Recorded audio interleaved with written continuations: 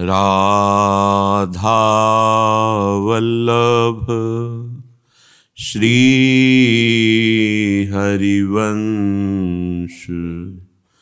राधा वल्लभ श्री हरिवंश। राधा वल्लभ श्री हरिवंश।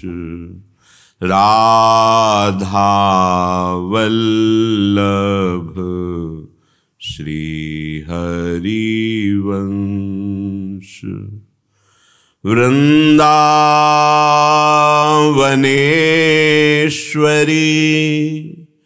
तवैव पदारविन्दं प्रेमामृतैकमकरन्द रसौघपूर्णम्।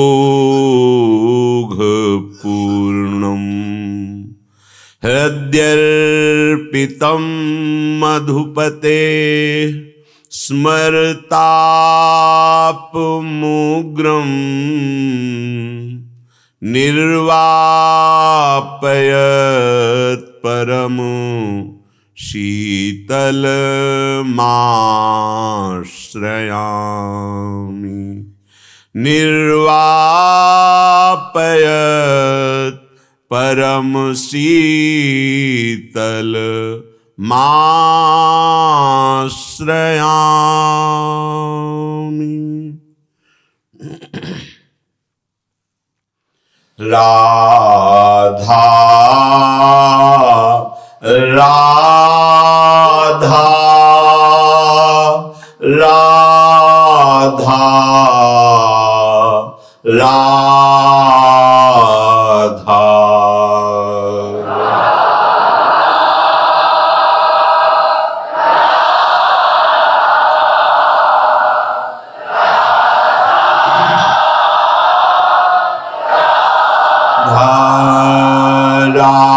राधा राधा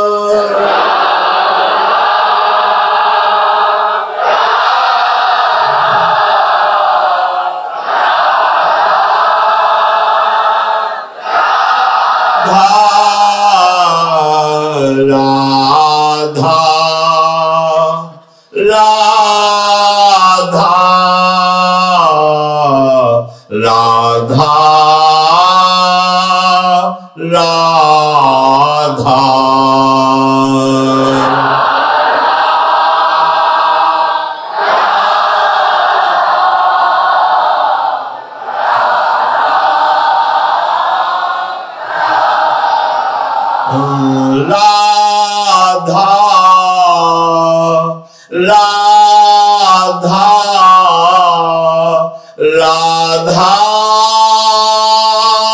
राधा।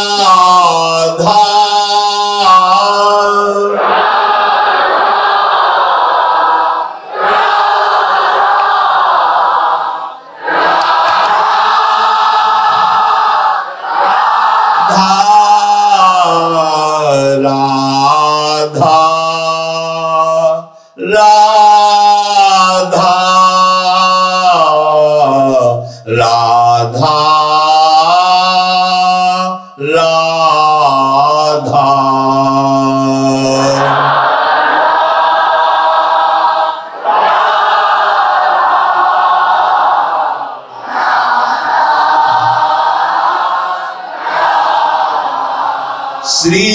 राधा वल्लभ लाल की जय।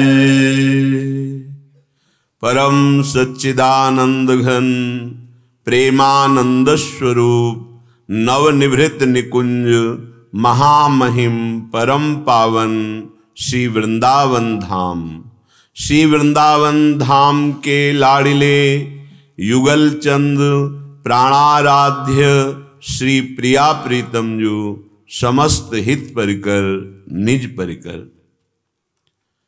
श्रीजू की अपार कृपा से जिसका एक एक क्षण एक एक श्वास श्री जी के चिंतन में जाता है, धन्याति धन्य जीवन उसका हो गया। जीवन की सार्थकता प्रतिपल प्रति श्वास प्रति सेकेंड प्रिया प्रीतम का आंतरिक चिंतन सतत चलना, यही हमारा लक्ष्य है, यही हमारी साधना है, यही हमारी साधना का फल है। विश्वास कीजिए, अगर ये आपके अंदर दृढ़ भाव आ गया तो दर्शन, लीला में प्रवेश, प्रेम, तत्वबोध सब प्राप्त हो जाएगा। जीवन का लक्ष्य बस इतना बना लीजिए, मुझे कोई भी प्रलोभन या कोई भय मेरी लाडली जू के चिंतन से नहीं हटा सकता। बलिहार है उसके जीवन को, धन्य धन्य धन्य तेई जे इनके उपास है। उपासना हर समय आराध्य देव के समीप रहना चिंतन के द्वारा। अगर हमारा हृदय नाम के साथ धड़क रहा है, हमारी श्वास नाम के साथ चल रही है, तो हमारा जीवन धन्य धन्य धन्य हो गया। सब शास्त्रों का सार, सब मार्गों का सार अनन्य चिंतन, अपने आराध्य देव का तैल धारावत अखंड चिंतन। हमारा लक्ष्य दूर नहीं है, क्योंकि वो किसी साधना की उपज नहीं है। कोई भी साधना करते हैं तो उससे असाधनों का नाश, अंतःकरण की निर्मलता, बस भगवत स्वरूप का प्रकाशित हो जाना, प्रेम रस प्राप्त होना, ये कृपा से होता है। जब हम निरंतर चिंतन करते हैं तो ये देखकर हमारे प्रिया प्रीतम रीझ जाते हैं कि इसका मेरे सिवा कोई आश्रय नहीं, इसका मेरे सिवा कोई बल नहीं, तो हमारी सारी चाहें तो अनन्य चिंतन ही मिटा देता है। पर हमें प्रियालाल का सानिध्य, प्रियालाल का प्रेम, प्रियालाल की लीला में प्रवेश, ये केवल प्रियालाल की कृपा से प्राप्त होता है। इसीलिए निरंतर भजन करते हुए भी दैन्य होकर आर्त भाव से प्रार्थना करते रहते हैं उपासक जन, कृपा करो लाडली, कृपा करो महारानी जू। हमारे साधन भजन से इतनी सामर्थ्य नहीं कि आपका विशुद्ध प्रेम प्रकट हो जाए, आप अपनी कृपा से, तो उसे साधन का भी अहम नहीं रहता। जब साधन का अहम नहीं रहता तब साध्य की कृपा का विशिष्ट अधिकारी बन जाता है वो। ध्यान दीजिए, साध्य आराध्य देव की कृपा का विशिष्ट अधिकारी बन जाता है, अर्थात महाप्रबल कृपा जो मोक्ष सुख को भी लघु कर दे, वो प्रकाशित हो जाती है। हमारे ऊपर वो कृपा है, अपने सबके ऊपर वो कृपा है, क्योंकि जो अत्यंत दुर्लभ दुर्लभ बातें हैं वो हमें सुलभ हो रही हैं। ये हमारे भाग्य से नहीं, कृपा से। मानव देह मिलना दुर्लभ, सत्संग मिलना दुर्लभ, प्रियालाल के धाम आना, यहाँ टिकना, यहाँ अखंड वास करना दुर्लभ, प्रियालाल का नाम जप करना, प्रियालाल के लीला गुण का गायन करना, प्रियालाल हमारे हैं, हमारे हृदय में उनसे कहीं न कहीं अपनापन, ये सब दुर्लभ बातें हैं। ये दुर्लभ नहीं कि कोई बड़ा पद मिल गया, भोग सामग्री मिल गई, नाना प्रकार के प्रणाम नमस्कार मिल गए, ये तो सुकृतों का फल है, पुण्यों का फल है। ये कृपा से नहीं देखा जाता कि ये कृपा है। कृपा देखी जाती इसमें हमारा चिंतन कैसा है, हमारा अपनापन कहाँ है, हमारा अहम गलित हुआ कि नहीं, ये कृपा है।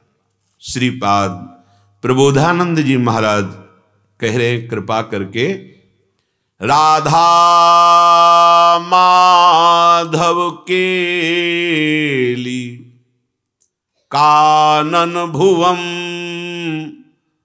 राकेन्द्र कोटि प्रभा स्वक्षाम मुक्त षडूर्मिभिरहो प्रेमामृताम धीर्भृताम नानाश्चर्य सरह सरिद गिरिलता गुलमद्रुमाद्यैर्महा नंदोच्छृंखल खेल संखग मृगैर वीताम सखे अनुस्मर। हे मित्र, कितनी करुणा है। इतने बड़े महापुरुष वो कह रहे हैं, अय मित्र मेरी बात मान ले। श्री राधा माधव की ये केली भूमि जो वृंदावन है, यहां सूर्य चंद्र का भी प्रवेश नहीं है, पर करोड़ों चंद्रमाओं जैसी कांति प्रतिपल वृंदावन में प्रकाशित होती रहती है। प्यारी जी की चंद्रा सखी स्वयं, जो करोड़ों चंद्रमाओं एक साथ मिलकर भी कांति प्रकट नहीं कर सकते, वो वृंदावन को प्रकाशित करती है। यहां सखियों के सिवा किसी का प्रवेश नहीं। ये श्रीधाम है। न तद्भासते सूर्यो न शशांको न पावकहा। ये सूर्य चंद्र अग्नि आदि तेज से प्रकाशित नहीं है। ये लाडली लाल के प्रेम में पगी हुई अनंत शक्तियों की स्वामिनी सखियां यही विविध रूप धारण करके प्रियालाल को सुख पहुंचा रहे हैं। अभी हमारी दृष्टि ठीक नहीं तो हम नहीं देख पा रहे। भगवत ऋषिक जी कह रहे हैं, चश्मा नित्य बिहार को दियो बिहारिन मोई।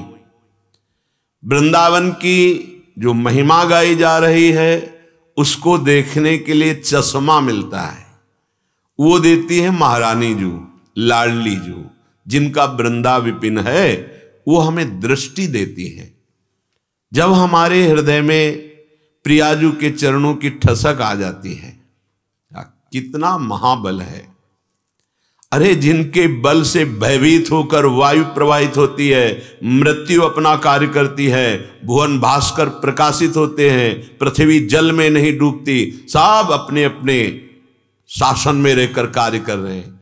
वो अनंत ब्रह्मांडों का शासन करने वाले समस्त अवतारों के अवतारी भगवान श्री कृष्णचंद्र जी, जिनके प्रेम के अधीन हैं, वो हमारी प्रियाजू। जाके अधीन सदाई सांवरो या ब्रज को शिरताज। ये अभी गा लेते हैं, ये हृदय में जिस दिन आ जाएगा फूलन नहीं समाएगी, फूलन नहीं समाएगी। वो फूलन केवल आंसुओं के रूप में निकलती है। आनंद शुभ प्रवाह होता है, हृदय बहा बहा डोलता है, द्रवित हो जाता है। तभी तो अलम विषय वार्तया नरक कोटि विभत्सया वृथा श्रुति कथा श्रमो बत विभेमी कैवल्यता। बंद करो ये विषय वार्ता, ये कोटि नरकों से भी घृणास्पद है, और मुझे वेद वार्ता की भी अब आवश्यकता नहीं, वृथा। और मोक्ष से तो मुझे कोई संबंध नहीं, भय लगता है, विभेमी कैवल्यता। परेश भजनोन्मदा यदि सुखादया किम ततः। बड़े बड़े भजनानंदी ईश्वर की आराधना करते हैं, सिर झुकाकर प्रणाम करते, लेकिन हमारा उनसे भी क्या, क्योंकि मुझे लाडली जू के चरणों की आराधना मिल गई। परंतु मम राधिका पद रसे मनो मज्जतु। मेरा मन श्री जी के चरणों में लग गया। प्रभु श्री हरि हमारी पराधीनता को मेटने के लिए श्रीधाम वृंदावन का परिचय दिलाया और महारानी जी के चरणों का आश्रय दिलाया। नहीं, हम बहुत गुलाम हैं, अपने को बहादुर समझते हैं, स्वतंत्र समझते हैं, पर देख नहीं पाते कि हम विषयों के गुलाम हैं, हम इंद्रियों के गुलाम हैं। हम मन के गुलाम हैं, प्रकृति के अधीन हैं हम। ये पराधीनता मिटने के लिए हमें अवसर मिला है। ये मानव देह, ये सत्संग, ये पराधीनता को मिटाने के लिए। हरिराम व्यास जी कह रहे हैं, हे हरि अब तो कृपा कर दो, मेरी पराधीनता मेटो हरि किनो। हे हरि आप ही मेरी पराधीनता को मिटा सकते हो, आप मिटा दीजिए। अपने शरण राख लेहु बलि जाऊं, विमुखन के द्वारे उझको जिन। बहुत ध्यान देने योग्य बात कह रहे हैं। पाए रतन, हमें रतन मिल गया वृंदावन, परिचय नहीं मिला। रतन पाए चीन्ह्यो नहीं, दीन्ह्यो करते डाल। बहुत बढ़िया अवसर मिल गया है। आपको जीने की आशा है, इसलिए आपको सोना अच्छा लगता है। और जिस दिन ये बात समझ में आ गई कि कभी भी शरीर छूट सकता है, तो अब ये बात लग गई कि कमा लो, कमा लो, जितना भी कष्ट मिले चुपचाप सह लो, राधा नाम कमा लो, राधा राधा राधा राधा राधा, इतनी कमाई कर लो कि हमारे प्रियालाल प्रसन्न हो जाए। बिक जाते हैं प्रियालाल, जिससे लालजू कहते हैं राधा नाम मेरा निश्चित मूल्य है। अगर आप राधा नाम एकत्रित कर लो, मुझे खरीद लो। ये नींद में सोने का मतलब है इंद्रियों को विश्राम मिलना। इंद्रियों का विश्राम मतलब संसार का चिंतन छूटा ना, इसमें आपको सुख लगता है। नहीं नहीं, अगर संसार का चिंतन जागृत होकर छोड़ दो तो तुम महापुरुष हो जाओगे। जागृत अवस्था में संसार का चिंतन छूटा तो इंद्रियां विश्राम को प्राप्त हो जाती हैं। विश्राम ही नहीं, परम विश्राम को प्राप्त हो जाती है।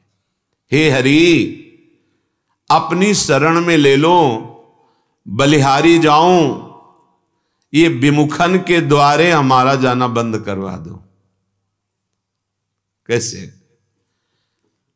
कौन से सुख के लिए हम किसी अन्य का आश्रय ले, हाथ पसारे?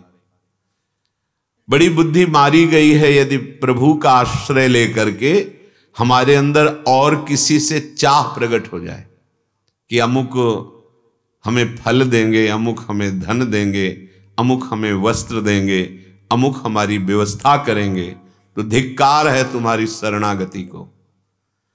प्रभु अखिल कोटि ब्रह्मांडों के इस अनंत शक्तियों के स्वामी और उनके तुम पार्षद पद पे हो, दास हो।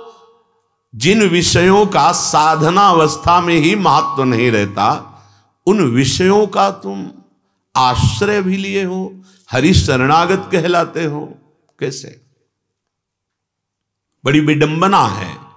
हे हरि मुझे ऐसा विश्वास दो कि मैं आपके विमुख जनों के दरवाजे जाकर ऐसा ना करूं। ये ऐसा करना शरणागति में कलंक है। केवल भिक्षान्नम औषधम, इसके लिए तो आदेश दिया गया है। क्या होता है, हम लोग केवल जबान से कह देते हैं कि भगवान की तो हम शरणागत हैं, लेकिन हृदय से नहीं होते। नहीं तो आपको सच्ची कहते हैं, जैसे माता को फिक्र है अपने बच्चे की, कब क्या पहनाना है, कब कौन सा उसको भोजन देना है, क्या उसको कहाँ घुमाना है, कैसे उसका मनोरंजन करना है। हमारे प्रभु का एक नाम है जन मन रंजन, अपने शरणागत के मन को आह्लाद प्रदान करने वाले। ऐसे रहो, जो पवावे वो पालो, जो पहनावे वो पहन लो, जैसे रखें वो रहो। अपने कर्तव्य में प्रमाद मत करो। कर्तव्य जो आपको गृहस्थी विरक्ति जो कर्तव्य मिला है, जितनी सामर्थ्य मिली प्राणपन से करो, और जैसे हरि रखे वैसे रहो। किसी के आगे हाथ मत फैलाओ, यह हमारे दासत्व में कलंक है। तुम्हारे दास ही आस औरन की, उपजत नाहिन श्याम तुम्हें घिन। हरि, मैं कहलाता हूं कृष्णदास, केशवदास, रामदास, हरिदास, आपका शरणागत कहलाता हूं। पर प्रभु, हमारी स्थिति बहुत वैसी है, हम किसी व्यक्ति से आशा रखते हैं। आपको घृणा नहीं आती हमारे प्रति? हरिराम व्यास जी कह रहे, नाहिन श्याम तुम्हें घिन, तुम्हें घृणा नहीं आती कि मेरा दास कहलाकर, सोचो हम कितने बड़े के दास हैं। यही सोच हमारी बिगड़ गई है। हम हैं किनके? आप श्रद्धा करो ना करो, आप अपने पिता पर श्रद्धा करो ना करो, वो पिता है, वो मां है। ऐसे ही हमारे अंशी हैं हरि, हम उनका अंश हैं। ईश्वर अंश जीव अविनाशी। माता पिता का संबंध इस प्राकृतिक देह मात्र में, लेकिन हमारा संबंध स्वतः सिद्ध संबंध हरि से है। वो हमारे अंशी हैं, हम उनके अंश हैं। वो हमारे स्वामी हैं, हम उनके दास हैं। कैसे तुम्हारे स्वामी? शिव, विरंच, शनकादि, जिनकी चरण वंदना करते हैं। एक भगवद आश्रित वृत्ति किसी वस्तु, किसी सुख सुविधा के लिए, किसी पार्थिव शरीराभिमानी के आगे हाथ फैलावे, शरणागति में बड़ा कलंक है, बड़ा कलंक। किस सुख के लिए, कौन से लाभ के लिए? हमारे प्रभु क्या नहीं दे सकते? बोले नहीं दे रहे हैं तो बड़ा मंगल है, अगर वो नहीं दे रहे तो बड़ा मंगल कर रहे हैं। सच्ची मानिए, अज्ञान के कारण आप ऐसा सोचते हैं। उनके पास कोई कमी नहीं, वो मायाधीश हैं। वो हमें इसलिए नहीं दे रहे, अनंत जन्मों से हम भटक रहे हैं, अब वो अपने को देना चाहते हैं। काहे को माया की चीजें मांग रहा है? मेरे को ले। प्रभु को लेके क्या करेंगे? प्रभु के प्राप्त होने पर सब प्राप्त हो जाएगा, कुछ बाकी नहीं रहेगा। आनंद समुद्र हैं। हम जो वस्तु मांग रहे हैं, जो विषय भोग रहे हैं, वो आनंद की खोज में आनंद मिलेगा। नहीं है इसमें आनंद, ये दुख योनया है। आनंद समुद्र प्रभु हैं।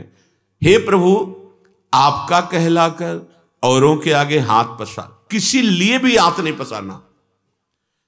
हमको कोई धार्मिक कृत्य करना तो हमारे पास जो है उतने से ही धर्म की पूर्ति हो जाएगी, उससे चंदा मांगने की जरूरत नहीं। सत्य धर्म के पालन के लिए ऐसे करने की आवश्यकता नहीं। एक महात्मा मुदगल नाम के ऋषि थे। वो सीलोंच वृत्ति से जीवन निर्वाह करते थे। सील कहते हैं जब किसान का पूरा अन्न उठ जाता है, उसका अधिकार खत्म हो जाता है खेत से, अब वो जो पड़े हुए दाने हैं अन्न के, उन्हें चुन लेना। बाजार में जब व्यापारी अपना अन्न उठा के चले जाते हैं, जो दाने गिरते हैं उनको उठा लेना उंच कहते हैं। सील और ओंच, सीलोंच वृत्ति, वो अन्न एकत्रित करते हैं। तो 2-2.5 किलो बहुत होता था, उसका वो सतुआ बना लेते थे और ऐसे चुटकी भर लेकर के पूरा वर्ष उसी से गुजारा करते थे। सीलोंच वृत्ति से, सीलोंच वृत्ति से एकत्रित किया हुआ 2-2.5 किलो सतुआ मिट्टी के पात्र में रखा। इतने में अतिथि रूप से आ गए भगवान। निष्ठा की परीक्षा होती है। यदि आप कुटिया बनाए हो, यदि आपके यहां अन्न है एकत्रित, तो आए हुए अतिथि का अगर स्वागत नहीं करेंगे तो आपका तप और पुण्य नष्ट हो जाएगा। शास्त्रीय सिद्धांत है। यदि आप भिक्षुक हैं, किसी वृक्ष के नीचे पड़े रहते हैं आप, तो फिर आपके ऊपर अतिथि का अधिकार नहीं है। यदि आप एक झोपड़ी भी बनाए हैं, जल भी रखे हैं, तो अतिथि का अधिकार बन जाता है। अगर अतिथि आता है तो हाथ जोड़ करके आसन देकर, जल है तो जल के लिए ही पूछिए, ये बनता है। तो सतुआ था, आए और कहा कि बहुत ही क्षुधा लगी है, आपके पास कुछ है? हाँ भगवान है। सतुआ दिया उनको, पूरा 2.5 किलो सतुआ पा गए। 1 वर्ष के लिए वो रखते थे। उन्होंने कुछ नहीं कहा, जल पिला दिया, तृप्त हुए, चले गए। तो वहां कुछ कण सतुआ के गिरे हुए थे, तो एक नेवला वहां से गुजरा तो आधा सोने का बन गया, स्वर्णिम तेजो में शरीर। अब वो जब महाराज युधिष्ठिर की राजसूय यज्ञ हुई, राजसूय यज्ञ है, भगवान मुखिया उसमें, तो जब पूरी हो गई राजसूय यज्ञ तो हर जगह वो लौट रहा था। पूरे यज्ञ मंडप पर जहां जहां पंगत पवाई गई वो बार बार यही कहता था कि मुद्गल ऋषि की सतुआ यज्ञ से बढ़कर ये राजसूय यज्ञ नहीं है। भगवान श्री कृष्ण ने कहा, नेवले, ऐसी यज्ञ तो कोई नहीं कर सकता, क्योंकि इस यज्ञ में स्वयं भगवान शंकर, ब्रह्मा, श्री कृष्ण देवपान, व्यासदेव, परशुराम, बड़े बड़े सब भगवत स्वरूप आए हुए हैं। बड़े बड़े ब्रह्म ऋषियों का यह सम्मान हुआ है। समस्त वैभव इस समय महाराज युधिष्ठिर के सेवा में है, आप ऐसा क्यों कह रहे हो? तब उसने कहा, महाराज शीलोंच वृत्ति से जीवन यापन करने वाले मुद्गल ऋषि का पूरी कथा बताई, और मैं वहां से गुजरा तो मेरा आधा शरीर स्वर्ण का हो गया। अब मैं सोच रहा था कि कहीं ऐसा पुण्य होगा तो मेरा पूरा शरीर स्वर्ण का हो जाएगा, पर राजसूय यज्ञ में वो नहीं हुआ जो सतुआ यज्ञ से हुआ। आप समझ पा रहे हैं? यदि आप धर्म से कमा रहे हो, 1 रुपए का आप धर्म कर दिए तो 1 अरब का बहुत बड़ा धनी वो दान करे तो तुम्हारी समानता नहीं कर सकता। 1 करोड़ गाय राजा दान करे और 1 गरीब आदमी बछिया दान कर दे तो उसकी बराबरी नहीं कर सकता। इसलिए अगर हम सोचे कि यज्ञ करने के लिए या हम भंडारा करने के लिए या कोई बड़ा अनुष्ठान करने के लिए हम चंदा मांगे, जरूरत नहीं। 4 लोग स्वयं सहयोग कर रहे हो, बात अलग की बात है। नहीं, धर्म आपके पास जो है उसी से पूर्ण हो जाएगा। आपके पास जो भी है आपके धर्म की पूर्णता उसी से हो जाएगी, किसी से मांगने की जरूरत नहीं है। हे हरि, आपका दास कहला करके मैं औरों से मांगता हूं, आपको घृणा नहीं होती? ये तो छोड़ देना चाहिए।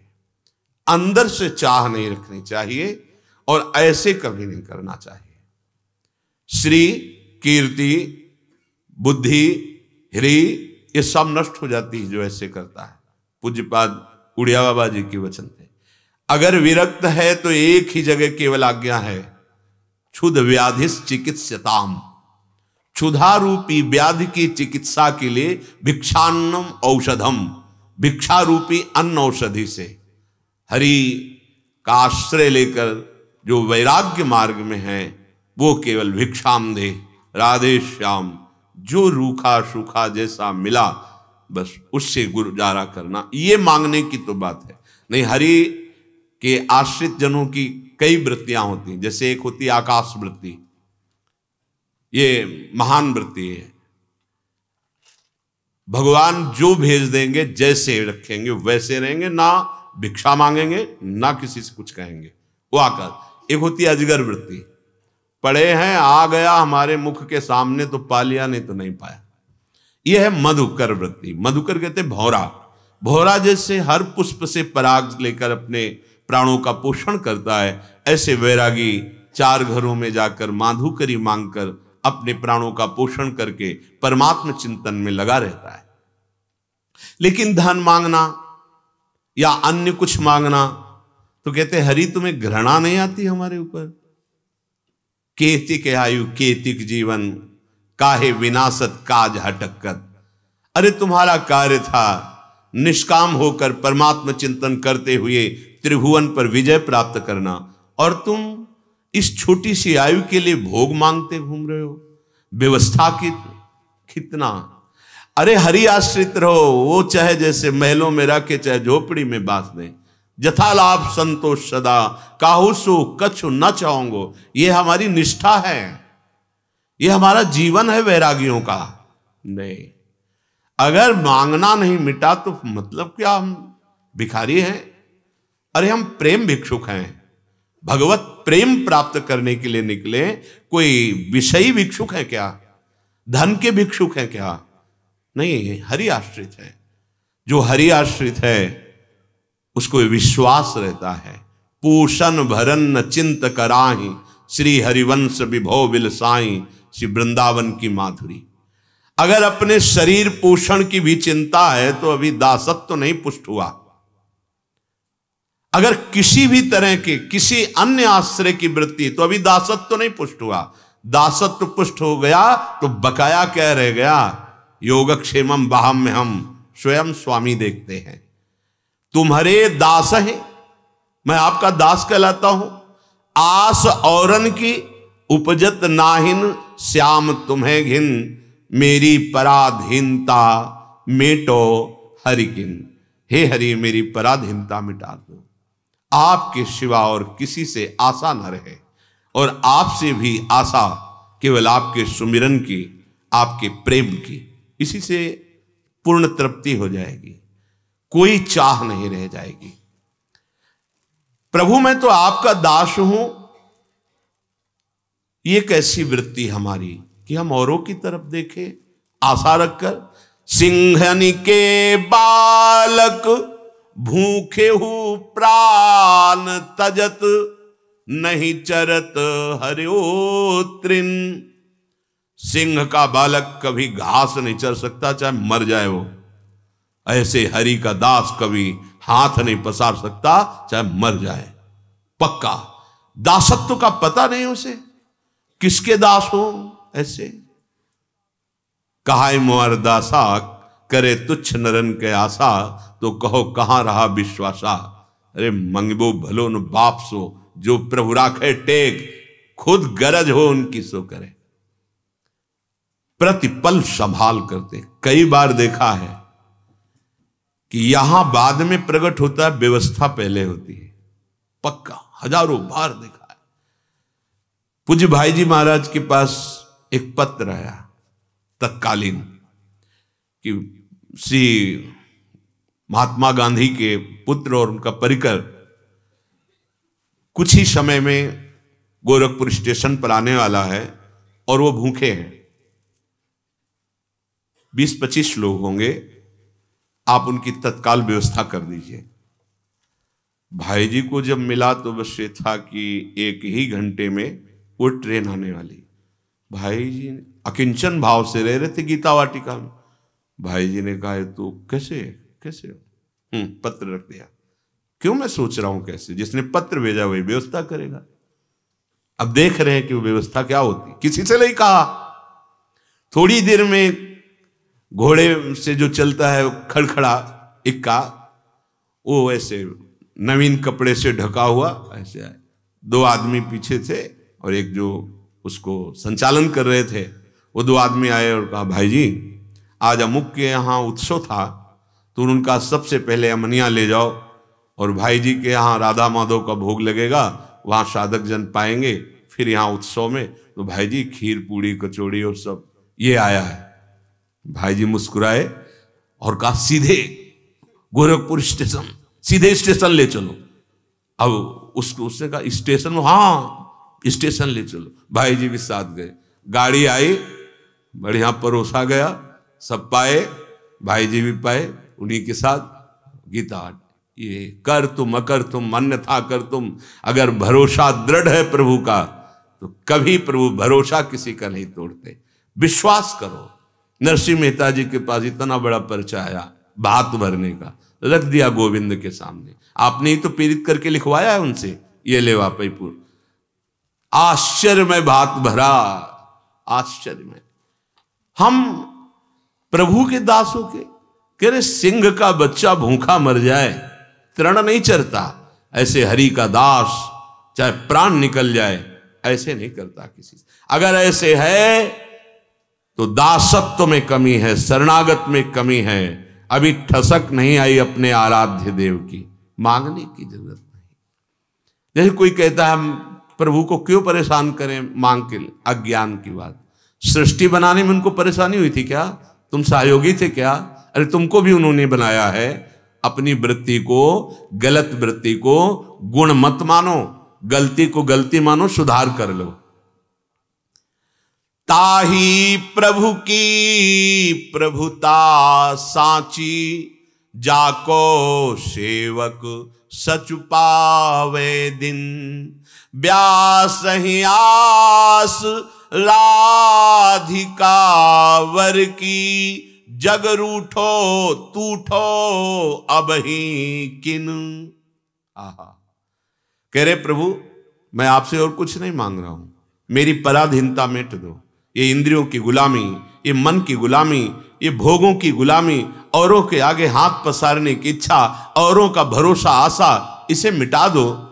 ताही प्रभु की प्रभुता साची, उसी स्वामी की प्रभुता साची होती है जिसका सेवक सुखी होता है। और हम विषयों की गुलामी, मन की गुलामी में रहें, दूसरों के आगे हाथ पसारें, तो क्या प्रभु ये हमें सुख प्रदान करेगा? नहीं। तो फिर आपका सेवक होकर हम क्या दुखी रहे? आप कृपा करो। क्या वस्तुएं नहीं मांग रहे, पराधीनता मेटो, मुझे ऐसा ज्ञान दो, मेरे अंदर ऐसी भक्ति प्रदान करो कि किसी के आगे हाथ पसारने की वृत्ति न रह जाए, किसी अन्य का भरोसा न रखे। हे नाथ व्यास ही आस राधिका वर की, बस हमें तो केवल आशा आपसे है। हे राधावर, हे राधा वल्लभ लाल, केवल आपसे आशा है। ये संसार चाहे अभी प्रसन्न हो जाए और चाहे सब नाराज हो जाए, मुझसे इससे कोई फर्क नहीं। यह है दास का स्वरूप। और यदि आपने प्रभु की दासता स्वीकार कर ली, धाम का आश्रय ले लिया, तो एक बात जो कह रहे उसे ध्यान से सुनना। कह रहे स्वक्षाम मुक्त सडूर्मि भी रहो प्रेमामृताब्धेर भृताम। केवल दासत्व से, ये ठसक से जो गोस्वामी जी मांग रहे हैं, असाभिमान जाई जनि भोरे, मैं सेवक रघुपति पति मोरे। ये अभिमान कभी भूलू ना, हर समय अभिमान बना रहे कि सियाराम मेरे स्वामी, मैं उनका दास। ऐसे श्यामा श्याम मेरे स्वामी और मैं उनका दास, ये ठसक बनी रहे। क्या होगा इससे? कह रहे स्वक्षाम, आपका मन स्वच्छ हो जाएगा, आपकी बुद्धि स्वच्छ हो जाएगी, आपका चित्त स्वच्छ हो जाएगा, आपका अहंकार स्वच्छ हो जाएगा। तो आपको दिव्य वृंदावन, जो करोड़ों चंद्रमाओं की कांति बिखर रही, जहां अद्भुत सुख की वर्षा करते हुए प्रिया प्रीतम विहरण कर रहे, इन्हीं नेत्रों से देखने को मिल जाएगा। और कह रहे हैं मुक्त सडूर्मि भी रहो, शोक मोह जरा मृत्यु क्षुधा पिपासा, ये 6 उर्मियां हैं, ये सबको पीसती रहती है। शोक मोह क्षुधा पिपासा जरा मृत्यु। शोक हो जाना, देख लो हृदय में, मोह हो जाना, बुढ़ापे का दुख भोगना, भूख प्यास से पीड़ित रहना और मृत्यु का भय सताना। शरणागत की 6 उर्मियां बिना किसी साधन के नष्ट हो जाती हैं। भूख प्यास की चिंता नहीं रहती, क्योंकि जब आपको पवाना हो, छोटा बच्चा खेल रहा है, मां पकड़ के ला रही, चल बाल भोग कर, दूध पी, फिर जाके खेल। एक वात्सल्य के एक अंश से है, अनंत वात्सल्य समुद्र प्रभु के हमारी चिंता नहीं रखते। अगर वो हमें भूखे रखना चाहते हैं तो हमारा परम मंगल है, क्योंकि निरंतर भगवदाकार वृत्ति कराना है उनको, हमको सामर्थ्यशाली बनाना है, इसलिए हमें भूखे रख रहे हैं। नहीं उनके क्या भंडार में कमी है क्या? जैसे भगवान संतों को कई दिन भोजन नहीं, ये क्या है? परिपक्व स्थिति कि भूख में भी हमारा भजन निरंतर चले। कभी खूब हलवा पूड़ी अच्छे पदार्थ, तो भगवत विस्मरण नहीं, निरंतर भजन। कोई भी ना तो क्षुधा, ना पिपासा, न शोक, न मोह, न जरा, न मृत्यु, कोई भी हमारे भजन को रोक ना पावे। भगवान इसलिए हमको पक्का करते हैं। जो शरणागत है उसके ऊपर इनका प्रभाव नहीं पड़ेगा। मोह ये सबको बांधे हुए है, लेकिन शरणागत का वही मोह, वही ममता एकमात्र प्रभु से हो जाती। सबकी ममता ताग बटोरी, मम पद मन बांध बर डोरी। वो एकमात्र प्रभु से प्रेम करता है। बुढ़ापे का कष्ट उसे होता है जो जवानी में नाना प्रकार की विषय विलासिता में व्यतीत किया है। अब बुढ़ापे में उसको जलना पड़ेगा, और जवानी में संयम रह के भजन किया है तो बुढ़ापा उसके लिए दुखदाई नहीं होता, बहुत सुखद रहता है, क्योंकि काम हो गया। जब नया कपड़ा मिल जाता है तो पुराना कपड़ा का शोक नहीं रह जाता, ध्यान रखना। जब भाव देह की प्राप्ति हो जाती है तो इस शरीर को अभी नष्ट हो जाए कोई फर्क नहीं पड़ता। जैसे सांप की केचुल उतरने पर सांप को कोई कष्ट नहीं होता, उसको कोई राग नहीं होता उस केचुल से, ऐसे ही भक्त को या ज्ञानी को अपने इस भ्रमात्मक शरीर से बिल्कुल राग नहीं रहता। इसका मतलब ये नहीं कोई स्नान नहीं करता, वो वस्त्र नहीं धारण करता, वो उचित पथ्य या कुपथ्य का ध्यान नहीं रख, ये सब होगा, राग नहीं होगा, राग पूर्वक नहीं होगा। मृत्यु का भय जीने की आशा के कारण है। जीने की आशा ज्ञान से, भक्ति से, अष्टांग योग से, कर्म योग से ये मिट जाए। हमारा जीवन किस लिए है? प्रभु के लिए। तो हम अभी राधा बोल रहे हैं, अभी खत्म हो जाए तो जो परम लाभ हमें हजारों वर्ष अगर जीवन मिले तो जो लाभ मिलना हो हमें इसी सेकंड में मिल रहा है। मुझे क्या, एक दिन रखें, 2 दिन रखें, 10 दिन रखें, साल भर रखें, 10 साल रखें, ये उनका कार्य है। मेरा काम तो अभी हो रहा है राधा, और इसी समय शरीर छूटे तो श्री जी मिल जाएंगे। ये तो रही भक्ति।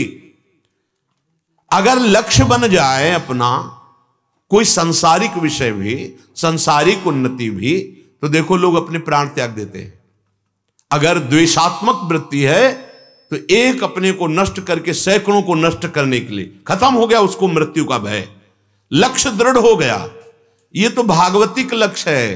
अरे बिल्कुल माइक लक्ष्य में मृत्यु का भय खत्म हो जाता है। राष्ट्रभक्ति भी छोड़ो, राष्ट्रभक्ति में तो हंसते हुए वंदे मातरम कहकर फांसी पे चढ़ गए।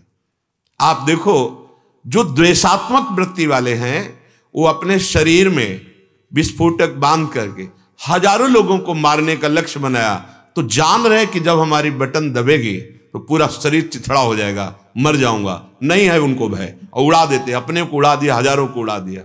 मृत्यु कोई खास भयावह नहीं है यदि हमारा लक्ष्य दृढ़ हो जाए। लौकिक लक्ष्य में मृत्यु का भय नहीं होता। 2 मित्र परस्पर मोह राग से, काम भाव से युक्त हुए, अब उनको बिछोड़ना पड़ेगा तो दोनों अपने प्राण त्याग देते हैं, बिछोड़ना पसंद नहीं करते। देखो छोटी छोटी बातों में मृत्यु का भय खत्म हो गया, और तुम भगवान के दास हो, सच्चिदानंद प्रभु की उपासना करते हो, तुम्हें मृत्यु का भय रह जाएगा, मतलब अभी लक्ष्य दृढ़ नहीं हुआ। क्षुधा पिपाशा भगवद आश्रित है, जब जहां जैसे आनंद ही आनंद है, क्योंकि हम भगवद आश्रित है।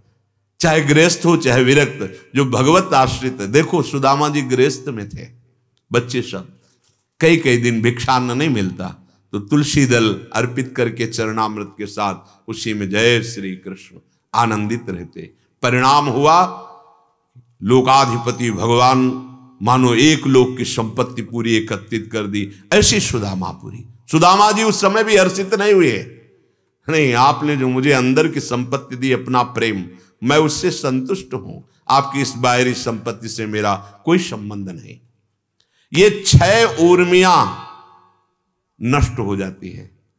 जो धाम का आश्रय लेकर धामी राधा माधव की शरणागति दासत्व भाव को, असलियत में दासत्व भाव को स्वीकार करता है। अब उस इतना ही नहीं, बोले प्रेमामृताब्धेर भृताम, उसके हृदय में प्रेम का प्रादुर्भाव कर देते हैं। ये दुर्लभ बात है।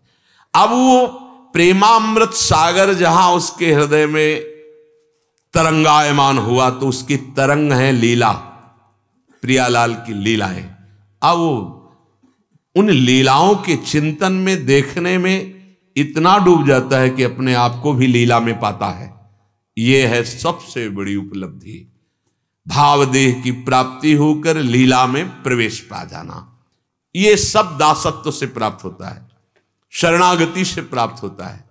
अपने लोग शरणागत कहलाते हैं, पर शरणागति के मार्ग में हम नहीं चल पा रहे, हम उनके प्रतिकूल चलते हैं। जबकि श्री कृष्ण अनुकूल लेन प्रतिकूलस्य वर्जनम, प्रतिकूलता त्यागनी चाहिए। हमें क्या अपने प्रभु का ऐसा भरोसा नहीं है? क्यों हमारे लिए जो विधान कर रहे हैं बहुत मंगल में विधान कर रहे हैं, फिर क्यों हम प्रश्न करें प्रभु से कि हमारी ऐसी व्यवस्था होनी चाहिए? वो अज्ञानी है क्या? अरे महालक्ष्मी पति, एक संकल्प से अनंत ब्रह्मांडों का सृजन करने वाले, और हम उनके दास हैं। यदि वो मुझे ऐसी परिस्थिति दिए तो है कोई मंगल विधान, विश्वास मान लीजिए। हम याचना ना करें, और अगर याचना करनी ही है तो केवल अपने प्रभु से करे, अन्य किसी से याचना न करे। चलते हैं, श्री भगवान अर्जुन जी को उपदेश किया दो बातों का। एक तो सांख्योग ज्ञान, जब अर्जुन जी को शोक हुआ कि मैं कैसे इनको मारूं, ओठ सूखने लगे, शरीर कांपने लगा, उतर कर भगवान के चरणों के समीप खड़े हो गए। कहा मैं युद्ध नहीं करूंगा, मैं इनको कैसे मारूं, मैं आपका शिष्य हूं, आपका शरणागत हूं, मेरा जिसमें परम श्रेय है, परम कल्याण है, वो आप मुझे बताइए। भगवान ने पहले सांख्य योग का वर्णन किया, ज्ञान योग कि जिसमें शरीर क्या है और आत्मा क्या है वर्णन किया। फिर अर्जुन जी को बताया कि जब शरीर अगर मानते हो जन्मा है तो मरेगा जरूर, वैसे तुम अजन्मा हो, ना तुम्हारा कभी जन्म हुआ है ना तुम्हारी कभी मृत्यु होगी, शरीर राग के कारण ऐसा है। ये बात जब हमारी बुद्धि मोह रूपी दलदल से तर जाएगी, शास्त्र रूपी जाल से भी निकल जाएगी, और हम विषय, इंद्री, मन, बुद्धि इन सबको अपने अधीन कर लेंगे तो परमात्मा में स्थित हो जाएंगे। परमात्मा में स्थित पुरुष का लक्षण क्या है, वो कैसे बोलता है, कैसे बैठता है, कैसे व्यवहार करता है, ऐसा अर्जुन जी ने प्रश्न किया। भगवान ने उसका उत्तर दिया। अभी जो कल तक चर्चा हुई वो ब्राह्मी स्थिति की चर्चा हुई। अब अर्जुन जी को लगा कि भगवान मिली हुई बात कैसे कह रहे हैं। ये नियम है कि जब श्रोता प्रश्नकर्ता अपना आग्रह लेकर जाता है तो उसको कभी उत्तर सही नहीं लगेगा, पक्का, बिल्कुल शास्त्रीय अनुभूत उत्तर दिया जा रहा है, लेकिन उसका संशय निवृत्त नहीं होगा। क्यों? क्योंकि अंदर से आग्रह लेकर के गया है कि मैंने जो निश्चय किया यही ठीक है। वक्ता, उत्तर देने वाला जो बोल रहा है वो तभी हमारे ऊपर रंग लाएगा जब हम अपना आग्रह छोड़कर अपना प्रश्न करें। अब जो निर्णय निकल रहा है उसका हम पहले मनन करें, मनन करके आचरण में उतारे तो आपको उत्तर समझ में आ जाएगा कि सही है। लेकिन आपने पहले ही मान रखा है, जैसे अर्जुन जी ने, मैं आपकी शरण में हूं, आपका शिष्य हूं, पर मैं युद्ध नहीं करूंगा क्योंकि युद्ध करने में पाप है, युद्ध करने में दोष है, वर्णन किया। ऐसा होगा, उस सब मारे जाएंगे, फिर स्त्रियां दूषित होंगी, वर्ण संकर होगा, उससे फिर पिंड लुप्त हो जाए, क्या क्या वर्णन किया। अब अर्जुन जी को लग रहा है कि भगवान हमें स्पष्ट आज्ञा तो दे नहीं रहे, कभी सांख्य योग का वर्णन कर रहे हैं, कभी कर्मयोग का वर्णन कर रहे हैं, अब ब्राह्मी स्थिति का वर्णन किया। तो अगर ब्राह्मी स्थिति ही सर्वश्रेष्ठ है तो मुझे घोर कर्म में क्यों लगा रहे हैं? अर्जुन जी भगवान से प्रश्न किए। अर्जुन उवाच ज्यायसी चेत कर्मणस्ते मता बुद्धिर्जनार्दन तत्किं कर्मणि घोरे माम नियोजयसि केशव व्यामिश्रेणेव वाक्येन बुद्धिं मोहयसीव मे तदेकं वद निश्चित्य येन श्रेयो माप्नुयाम। जनार्दन, देखो अपना आग्रह रखने पर कैसा भाव अर्जुन जी का आया। व्यामिश्रेण वाक्येन, ये मिले हुए वाक्य कैसे बोल रहे हो आप? कभी सांख्य योग, कभी कर्म योग, कभी सिद्धि की अवस्था, ये ऐसा आप जो मुझे से एक बात बोलो ना, मैं क्या करूं?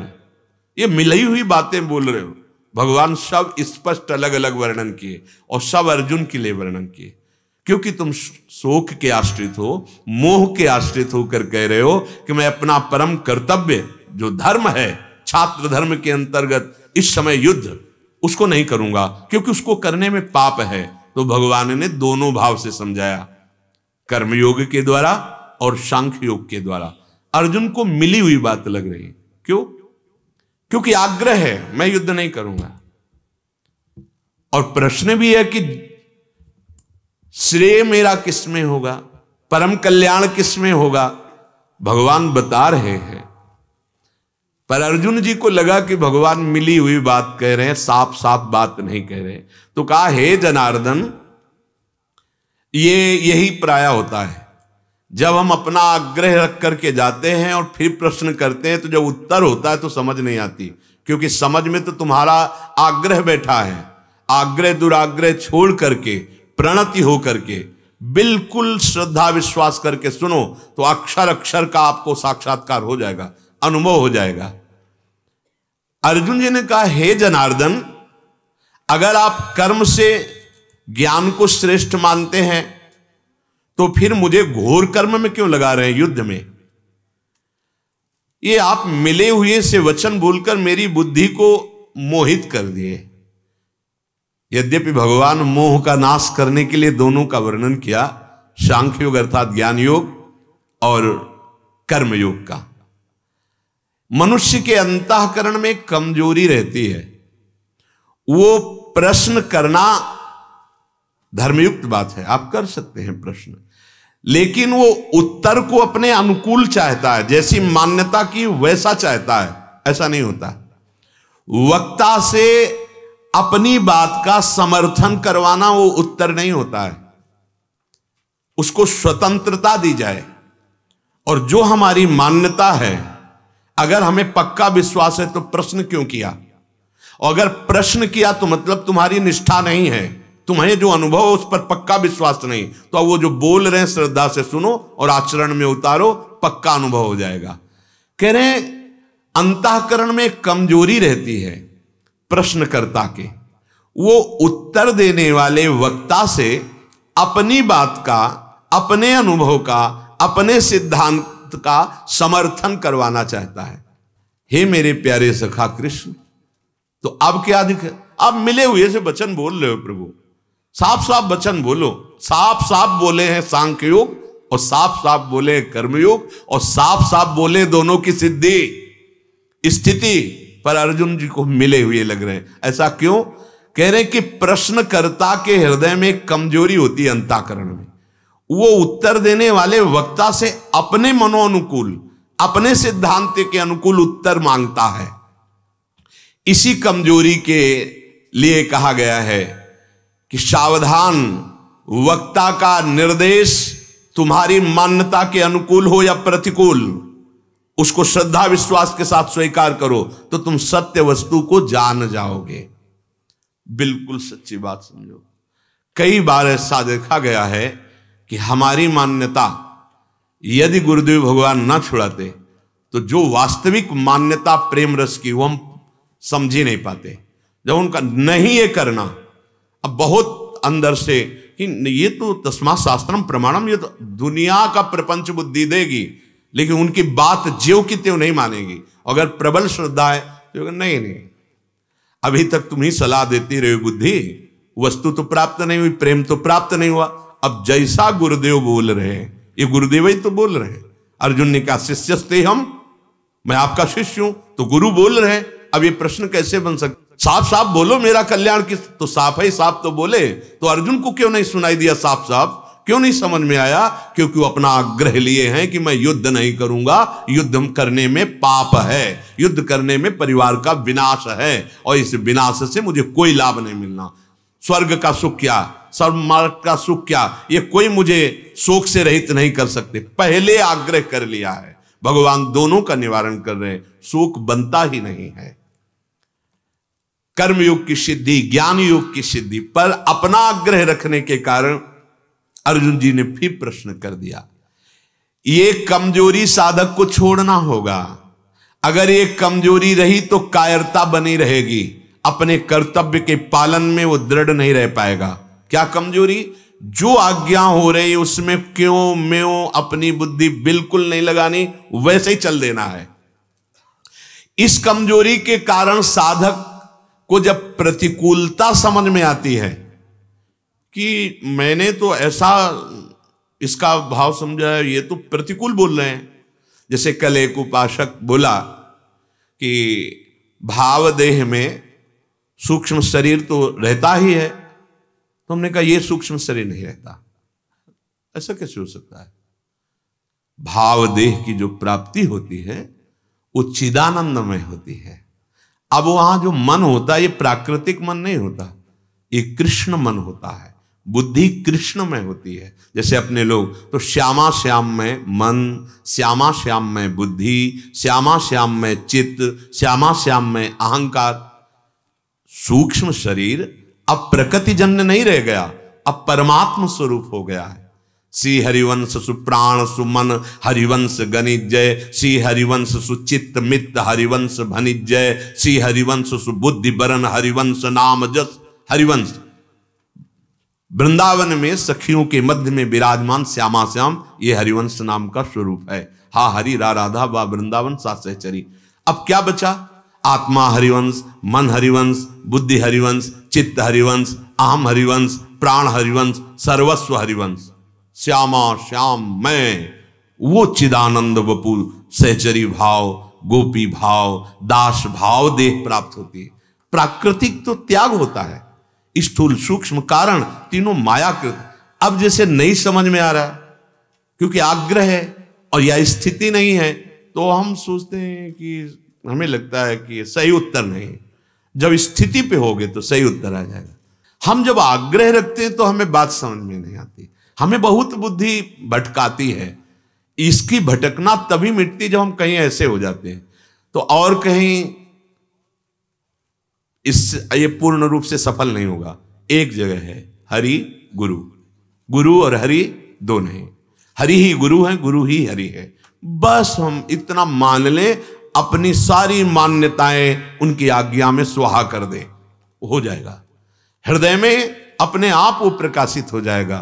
गुरु प्रसन्न साहब अनुकूला, मिटी सकल कल्पित भय सूला। पर साधक में कमजोरी होती है। इस कमजोरी के कारण जहां प्रतिकूल निर्णय उसको दिखाई दिया है, नहीं प्रतिकूल निर्णय दिखाई देने लगता है कि ये तो हमारे प्रतिकूल निर्णय है। जहां उसे प्रतिकूलता का अनुभव हुआ तहां वो सह नहीं पाता, और फिर क्या होता है, अच्छाई का चोला होता है और बुराई का खेल होता है। ये बात होती है। आ गई वहां जहां सर्वनाश होना है। कामा संजायते क्रोधा, क्रोधा ना सह पाना, यही कमजोरी। कामना थी ना कि ऐसा निर्णय होना चाहिए, नहीं हुआ तो असहनीय हो गया। कामा संजायते क्रोधा, क्रोधा स्मृति विभ्रमा, स्मृति भ्रंशा बुद्धिनाशो, बुद्धिनाशात प्रणश्यति। अच्छाई का चोला पहनकर बुराई अंदर आ गई। अब वो बुराई भलाई के वेश में आई, इसलिए निकालना बड़ा कठिन है और उसका फिर पतन हो जाता है। यहां अर्जुन जी को हिंसा त्याग करना ये भलाई लगी और ये नहीं देख पाए कि छात्र धर्म का परम कर्तव्य आया है, तो इस बुराई को उन्होंने भलाई के रूप में स्वीकार कर लिया। वो पाप लगेगा, हिंसा नहीं करनी। अपने कर्तव्य त्याग रूपी बुराई को वो भलाई का चोला पहनकर कि मुझे युद्ध नहीं करना क्योंकि इसमें पाप लगेगा, हिंसा होगी। कर्तव्य कर्म जब आपको जो प्राप्त हुआ है उससे बढ़कर कोई धर्म नहीं है। जो कर्तव्य प्राप्त हुआ है उसको, इसलिए जैसे कोई शासन विभाग, आपको जो पद मिला है उसके अनुसार कार्य करो, अधर्म का लेश ना हो तो सही कहते हैं जो बने हो नाम जप कर लो, ये भगवान की पूजा बन जाएगी। जैसे युद्ध रूपी पूजा को भगवान कह रहे हैं उत्तिष्ठ परंतप, खड़ा हो जा और मार इन सबको, भगवान आदेश कर रहे हैं। लेकिन अर्जुन जी को इसमें बुराई नजर आई क्योंकि आग्रह है ना, पहले ही कह दिया मैं आपका शिष्य हूं, आपका शरण में हूं, पर मैं युद्ध नहीं करूंगा। गोविंद युद्ध, ये तुम्हारा अधिकार कैसे हो गया कि मैं ये नहीं करूंगा। ये भगवान ने जब कह दिया उत्तिष्ठ परंतप और युद्ध कर, मामनिष्ठमर युद्ध, तो आपका अधिकार कैसे बन गया? जब आपने कहा मैं शिष्य हूं, आपका शरणागत हूं, तो आपका निर्णय करने का अधिकार कैसे बन गया? यही बुराई आ जाती है। हम अपनी मान्यता को अंदर दबाए रखते हैं और सोच लेते हैं कि आदेश जो हुआ है, जो उत्तर जो हुआ है, वो ठीक नहीं है, प्रतिकूल है। अब वो अच्छाई मान करके भारी बुराई को अंदर, अब वो बुराई उसको भ्रष्ट करती चली जाएगी, गिराते चली जाएगी। अर्जुन जी ने इसीलिए कहा कि आपने तो ज्ञान का वर्णन किया और ज्ञान की ऊंची अवस्था का वर्णन किया, ये मुझे घोर कर्म में क्यों लगा रहे हो? ये साधक की श्रद्धा में जब कमी होती है तब उसको उत्तर में कमी नजर आती है। तो उस स्थिति को तुम जान ही नहीं पाओगे। तो जो जानोगे वो अपनी बुद्धि के विषय को जाना, उनकी नहीं। उनकी बुद्धि के विषय को जानने के लिए पूर्ण शरणागत होकर उनकी आज्ञा पे चलो। तो जैसे नाभाजी अपने गुरुदेव की स्थिति को जान गए। गुरुदेव उस समय सियाराम जी का श्रृंगार कर रहे थे और किसी भक्त ने, उनका जहाज डूब रहा था, आर्त भाव से पुकारा पूज्य श्री अग्रदेवाचार्य गुरुदेव को। एकदम उनकी चित्तवृत्ति खिंची उसके दुख निवारण के लिए। तो नाभाजी पंखा कर रहे थे गुरुदेव जी, ऐसे पंखा किया और अंदर भाव देह में कहा, गुरुदेव वो सेवा हो गई जिसलिए पुकारा था। वो गुरुदेव माला पहना रहे थे, कहा देखो आराध्य देव सर झुकाए खड़े, आप माला पहना। बोले कौन बोला? बोले जिसको आपने जूठन पवा के पाला है। ये गुरुदेव, शिष्य की स्थिति की जांच गुरुदेव करते हैं। गुरुदेव की स्थिति में शिष्य का प्रवेश किसका? कह रहे हैं कि जिसको आपने जूठन दे दे के पोषा है वो बोला। ये बात आ गई। अब गुरुदेव की स्थिति क्या है? वही शिष्य की स्थिति है। कब होता है? जब आत्मसमर्पण हो गया, अपना कोई अस्तित्व नहीं रहा। साधक यदि श्रद्धा रख करके सुने तो प्रश्न बनेगा ही नहीं। जो सुना जा रहा है उसमें फिर प्रश्न नहीं बनेगा। आक्षेप पूर्वक शंका रख करके सही उत्तर मिलने पर भी उसको संशय बना रहेगा। अर्जुन की भगवान पर पूर्ण श्रद्धा है, पर अपना आग्रह होने के कारण उन्होंने कहा व्यामिश्रेणेव वाक्येन, आप मिले हुए से वाक्य बोल रहे हैं। आप कहते कुरकर्माणि, और फिर कभी आप कहते बुद्धो शरणो मनविच्छ, अर्थात ज्ञान का आश्रय लो। कभी कर्म के आश्रय की बात कही। तो मैं मोहित सा हो रहा हूं, आप स्पष्ट वर्णन कीजिए। तदेकम वद निश्चित्य एन श्रेयो मापनुयाम, मेरा कल्याण किसमें होगा, कर्मयोग में या ज्ञान योग में? उसे आप स्पष्ट करके एक बात कहिए जिससे मेरा परम कल्याण हो। यच्छ्रेयास्यान निश्चितम ब्रूहि तन्मे, जिसमें मेरा परम कल्याण निश्चित हो, वो बात कहिए। भगवान ने वही बात कही थी। अब आगे भगवान अर्जुन के इस बात का व्यामिश्रेणेव वाक्येन का उत्तर दे रहे हैं कि तुम्हें लगा कि मैं मिलाकर बात कर रहा हूं। श्री भगवान उवाच, बहुत मंगलमयी बात इसमें आई निकल के, जब कल चिंतन किया था। यहां भगवान लोक में दो ही निष्ठाओं का वर्णन कर रहे हैं। ये जो भगवान के समर्पण और आश्रय की निष्ठा है, ये अलौकिक निष्ठा है। भगवान यहां वर्णन कर रहे हैं, लोकेस्मिन् द्विविधा निष्ठा पुरा प्रोक्ता मया नघ, ज्ञान योगेन सांख्यानाम कर्म योगेन योगिनाम। हे निष्पाप अर्जुन, मनुष्य लोक में दो प्रकार की निष्ठाएं मेरे द्वारा प्रकट की गई। पहले कही गई आपको जो निष्ठा है उसे सांख्य योग, ज्ञान योग। ये ज्ञानियों की निष्ठा है। ज्ञान योग, मैं शरीर नहीं, मैं सूक्ष्म शरीर नहीं, मैं कारण शरीर, मैं आत्मस्वरूप में लीन है जो तत्व, उसमें स्थित, वो पूरी व्याख्या पीछे। और योगिनाम कर्मयोगेन, योगियों की निष्ठा कर्मयोग में। ये दो निष्ठाएं वर्णन की गई हैं प्रधान रूप से इस लोक में। अनघ का तात्पर्य होता है जिसके पाप नष्ट हो गए हैं, जो भगवान को जानना चाहता है, भगवान को प्राप्त करना चाहता है, जिसे श्रेय कहते हैं। जो अर्जुन जी ने कहा यत् श्रेयः स्यान् निश्चितम ब्रूहि तन्मे, जिसमें मेरा परम कल्याण हो निश्चित बात कहे। अपने परम कल्याण की चाह होने का मतलब भगवान के सन्मुख, सन्मुखता का मतलब है जन्म कोटि अघनाशों तब ही। उसे निष्पाप कहा जाता है जो भगवत प्राप्ति के मार्ग का लक्ष्य दृढ़ करके वर्ण कर लेता है। अब मेरे जीवन का लक्ष्य भगवत प्राप्ति, बहुत बड़ा काम इसी से बन जाता है, दृढ़ निश्चय से। भगवान ऐसे प्रश्न का आदर करते हुए अर्जुन को कहते हैं अनग लोकेस्मिन द्विविधा निष्ठा पुरा प्रोक्ता मया। मनुष्य शरीर केवल भगवत प्राप्ति के लिए मिला है और लोक में दो निष्ठाओं का वर्णन किया गया है, ज्ञान योग की निष्ठा और कर्म योग की निष्ठा। दोनों साधन समान स्थिति प्रदान करेंगे। निष्ठा का एक ही निर्वाह होता है, चाहे ज्ञान निष्ठा से चले चाहे कर्म योग की निष्ठा से, एक ही निष्ठा होगी। और जो चलते नहीं है तो पूरे चौराहे का वर्णन कर देंगे, कर्म योग, अष्टांग योग, ज्ञान योग, भक्ति योग, लेकिन स्थिति कहीं नहीं है। प्रायः इसी में तर्क वितर्क लड़ाई झगड़ा होता है। स्थिति कहीं नहीं है।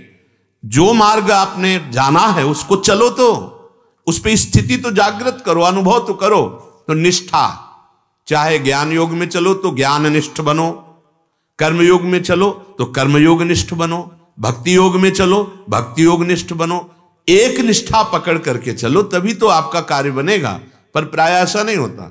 हाँ, कभी इस सूत्र, कभी ये सूत्र, कभी वो सूत्र, तभी लगता है कि हमें लगता है संशय निवारण के लिए नहीं आया गया है, घेरने के लिए आया गया है कि देखें कितना क्या गहराई है।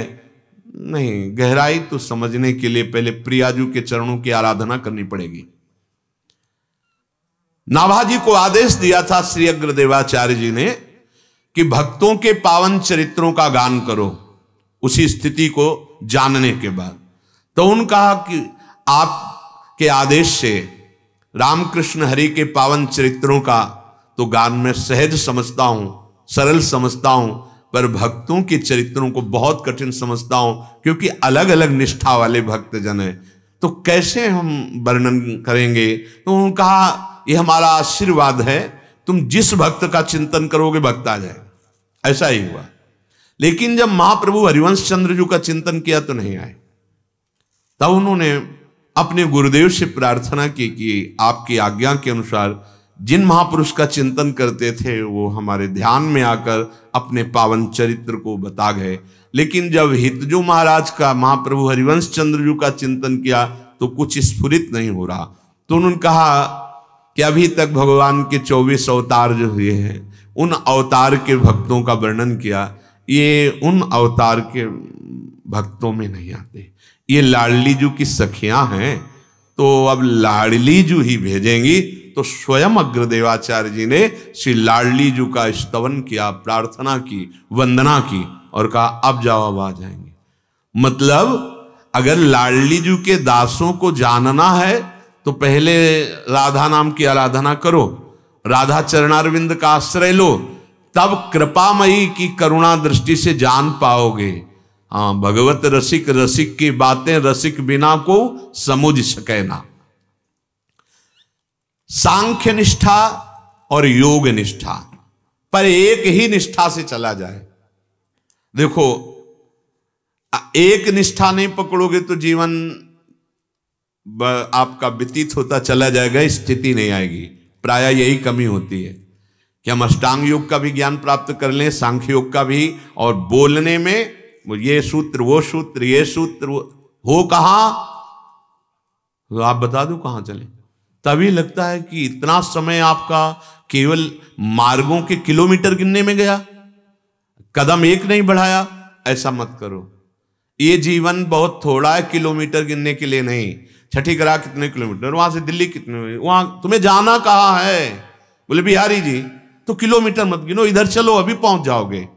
हम लोग कुछ ऐसे ही दिमाग के हैं कि हमें पूरे भारत के हर रोड का ज्ञान हो और चले किसी रोड में नहीं है। ज्ञान पूरे भारत के हर रोडों का ज्ञान है, तो उससे हो क्या? जब आपको पूछा जाएगा कि 5 किलोमीटर चलने के बाद छठी करा के बगल में क्या था, वो तो मुझे पता नहीं है। किलोमीटर केवल जानते हैं, तो पता चल जाता है कि अनुभव नहीं है, केवल वाक्यों का ज्ञान है। तो वाग वैखरी शब्द झरी से ब्रह्म बोध नहीं होता या भगवत प्रेम नहीं हो जाता, उसको तो निष्ठा में उतारना पड़ता है। भगवान यहां निष्ठा की बात कह रहे हैं, लोकेस्मिन द्विविधा निष्ठा पुरा प्रोक्ता मया नग। दो निष्ठाएं भगवान ने बताई, सांख्य निष्ठा अर्थात ज्ञान योग की, और योग निष्ठा अर्थात कर्म योग की। ऐसे लोक में दो तरह की निष्ठाएं हैं, ऐसा भगवान ने कहा। और दो प्रकार के पुरुष भी हैं, द्वाविमौ पुरुषो लोके, भगवान ने कहा द्वाविमौ पुरुषो लोके। एक है क्षर नाशवान संसार, और एक है अक्षर अविनाशी अपनी आत्मा, अपना स्वरूप। क्षर की सिद्धि असिद्धि प्राप्ति अप्राप्ति में सम रह करके दूसरों को सुख पहुंचाने के लिए जो कर्म किया जाता है उसे कर्मयोग कहते हैं। इससे भी वही सिद्धि मिलेगी।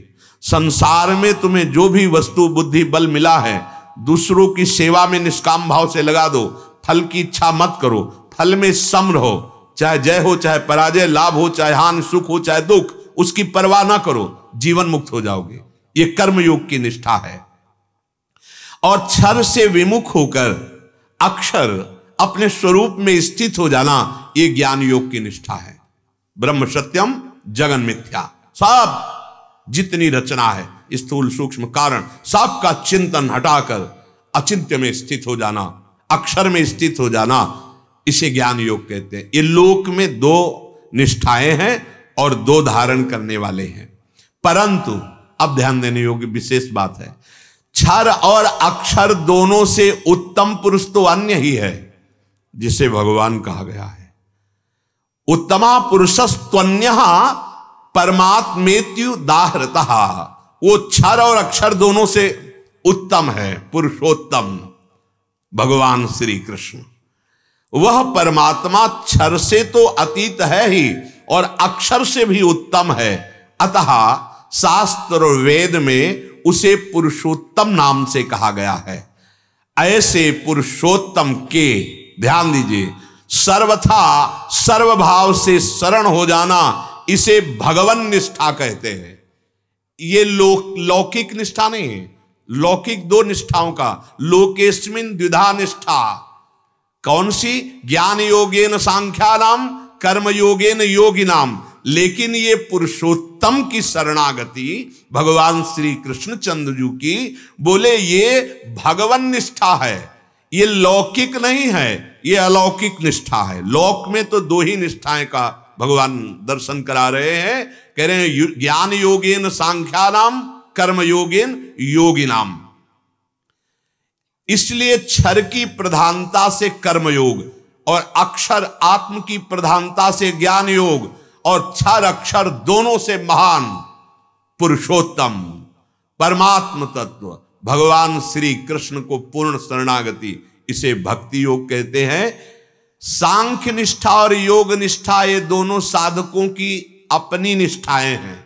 बहुत सुंदर विवेचन किया है, बहुत सुंदर।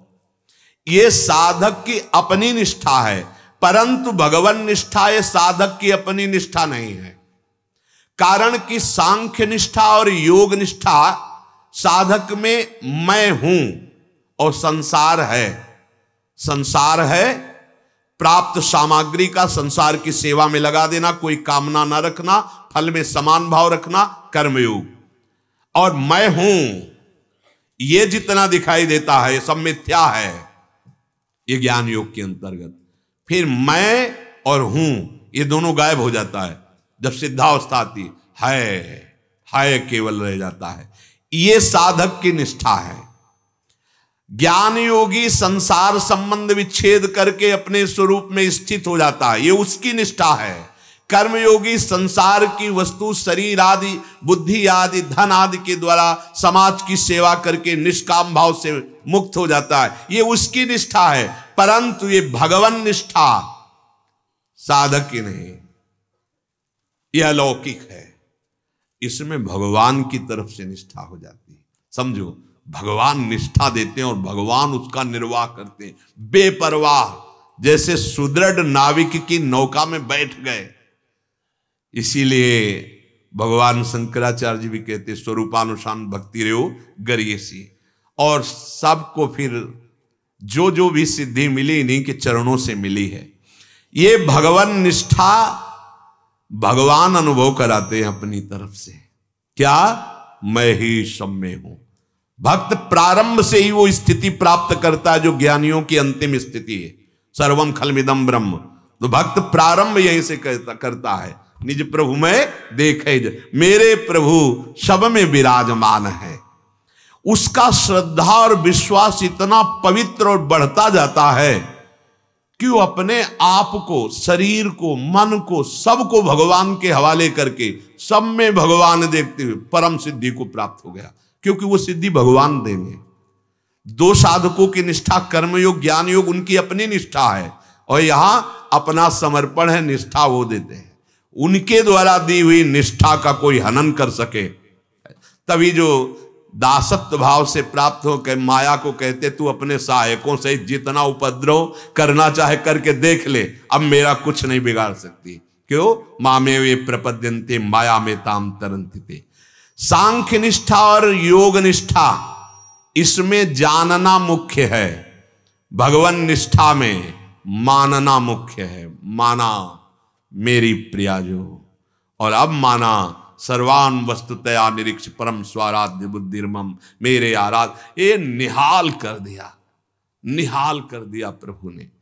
अपनी मानी हुई निष्ठा में चूक हो सकती है, लेकिन आपके द्वारा दी निष्ठा में चूक नहीं हो। जैसे किसी के प्रश्न पर हमने कहा था कि हम तो हार गए भैया, अब हार गए तो हमारे पास एक ही रह गया, राधा राधा राधा। हाँ, थोड़ी देर बुद्धि का व्यायाम आप करवा रहे हैं तो कर रहे हैं, नहीं वो व्यायाम ही है बुद्धि का, हमारे मतलब का नहीं है। हमारे मतलब तो बस इतना ही रह गया है, बस मैं लाडली जू का ना काहू सो बोलिबो ना कोई व्यवहार नहीं। अब कुछ जानना नहीं, कुछ पाना नहीं। अपनी कुंवरी किशोरी को जियत निहारी निहार। अब कुछ नहीं पाना, अब कुछ नहीं जानना, बस इतना जान गए कि गोरे चरणारविंद हमारे हैं, यही हमारे साधन है, यही हमारे साध्य हैं। और ये रसेंद्री राधा नाम सुधा रस का स्वाद ले, श्री जी का उच्छिष्ट पावे और इसी रज में शरीर पूरा हो। बस अगर जन्म भी हो तो ऐसा ही हो, आपका यश गाऊं, आपका नाम जप करूं, आपके अधीन रहूं, तो यत्र यत्र मम जन्म कर्म भीर नारके पर। ये हृदय की बात कह रहा हूं। हाँ, बुद्धि के व्यायाम में तो जो प्रश्न करोगे श्री जी जो उत्तर दिला देंगी। महापुरुषन ने सब रस गायो, देखनो ये है कि उनको हियो कहां ठहरानो, ताही गहनो। ध्रुवदास जी कह रहे सब बातें कही जाए, ये देखना कि ये स्वाद किसका लेते हैं। तो जब स्वाद की बात आती है तो बस राधा राधा राधा, हर प्रश्न का उत्तर राधा, हर साधन की साधना की पूर्णता राधा राधा राधा। ये स्वयं से धारण नहीं की गई है। स्वयं से दो निष्ठाएं होती हैं, कर्मयोग की निष्ठा, योग की निष्ठा और ज्ञान योग की निष्ठा। ये दी गई है, ए भाई दी गई है ये भगवान निष्ठा। हमारे माई श्यामाजू को राजी हमें दिया गया है। अब नहीं, अब नहीं, इसके हम अधिकारी नहीं थे, इसे हम धारण नहीं कर सकते थे।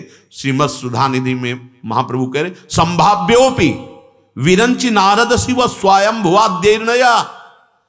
ये संभावना भी नहीं कर सकते, वो हमारे को दी गई है। क्या निष्ठा, क्या निष्ठा? हमारे माई श्यामाजू को राज, अंदर की बात। बस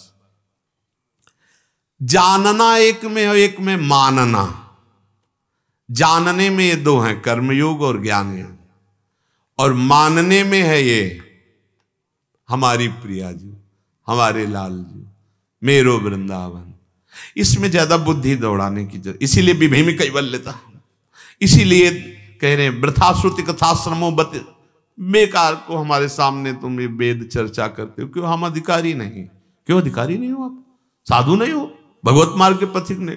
बोले परंतु मम राधिका पद रसे मम, बस हमें तो बस गोरे चरणारविंद चाहिए और राधा राधा रटना है, हमको और किलोमीटर नहीं गिनने, क्योंकि हमें कभी नहीं जाना। धर्माद्यर्थ चतुष्टयम विजेताम किम तद वृथा वार्तया। ये धर्म अर्थ काम मोक्ष की बात मेरे सामने मत करो, क्योंकि वो बेकार है। अब स्थिति जरा देखो, धर्म अर्थ काम मोक्ष की बातें मत करो मेरे सामने, क्योंकि मेरे सामने वो बेकार है। धर्म अर्थ काम मोक्ष वृथा वार्तया। और सैकांतेश्वर भक्ति योग पदवी तो आरोपिता मूर्धनी, यहां से ऐसे प्रणाम करते हैं। कहा क्या? बोले ईश्वर की भक्ति। बोले हो क्या, तुम क्या चाहते हो? बोले यो वृंदावन सिमनी कश्चन घनाश्चर्या किशोरी मणिस तत्कंकर रसामृताधि परम चित्ते नमे रोचते। जो इस प्रेम धाम वृंदा विपिन में श्री लाडली लाल विहरण कर रहे हैं, उनके चरणों की दास्ता के सिवा मुझे अब कुछ नहीं चाहिए। ये वो सुख है जब प्रबोधानंद जी के हृदय में स्फुरित हुआ, तो वही मोक्ष सुख को प्राप्त महापुरुष कह रहे हैं थूक देने योग्य वो सुख, थुतकी कृत्य। ऐसा एक नहीं, बहुत से महापुरुष कहे, और अपने तो ना उसका पता ना इसका। बोले मोक्ष, अरे मोक्ष का त्याग तो तब करे ना जब पहले भोगों का त्यागी हो, जानता हो मोक्ष पद। यहां तो छोटा विषय गिरा दे रहा है, मोक्ष सुख का मतलब क्या समझे। अरे जो धर्म से नहीं जान चलता, वो वेद को क्या जाने। ये वेदातीत स्थिति को प्राप्त रस, अरे ऐसे मिल गया। जैसे गांव की कहावत में नहीं कहते कि अंधे के हाथ बटेर लग जाए, वो बहुत उड़ने वाला पक्षी होता है। ऐसे जहां संभाव्य विरंच नारद शिव, वहां मुझ अज्ञानी को, जो अंधकार में भटकने वाला, उसे गोरे चरणारविंद की ठसक मिल गई। जिन गोरे चरणारविंद को लालजू अपने हृदय रूपी संपुट पे बहुत छुपा के रखते हैं, ये उनकी तरफ से दी गई है। ध्यान रखना, यहां जो वर्णन हुआ, दो निष्ठाएं ये अपनी तरफ से साधक धारण करता। मैं ज्ञान योग का पथिक हूं, मैं कर्म योग का पथिक हूं।